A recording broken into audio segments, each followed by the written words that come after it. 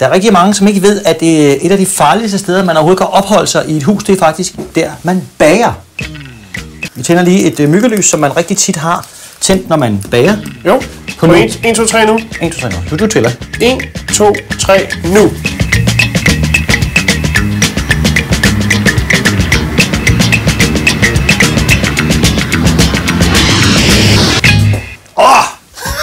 Det var fedt! Også lidt farligt. Oha. Det står her endnu, vores dejlige hobbyskur her.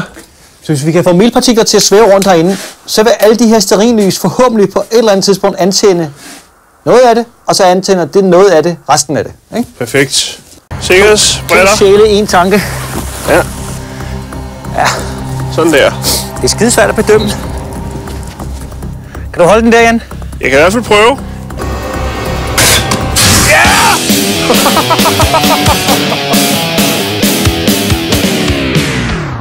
Det er ikke nok mel. Jo, ved du hvad, så skal du også ud af poserne. Det var det perfekt.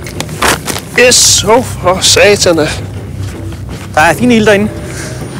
Det handler om, tror jeg, det er, at vi skal fylde hele rummet op med melstøv, hvis vi kan, ikke? Jo. Op i spandene her. Så skal vi ret hurtigt væk. Det skal ligesom rundt i hele rummet. Så når vi smider, skal vi tælle? Er det en på hver side? Så skal vi bare den vej der. Tager du det vindue til den side? Ja.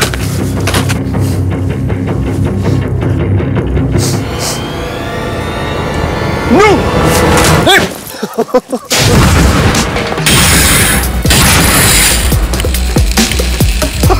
Sådan, Jan, mand! Fantastisk!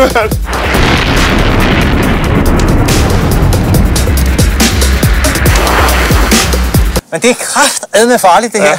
Det er meget mere farligt, end man skal tro. Det regner ikke med, det er bare helt almindelig mel, som man kan gå ned og købe i Netto. Ja. Så næste gang man bager vaniljekrans, så skal man virkelig være forsigtig. Ja. Eller et stort formbrød. Ja. Det var sjovt. Det var dumt. Det var dumt. Og farligt. Og farligt. Hold kæft, hvor er det vildt.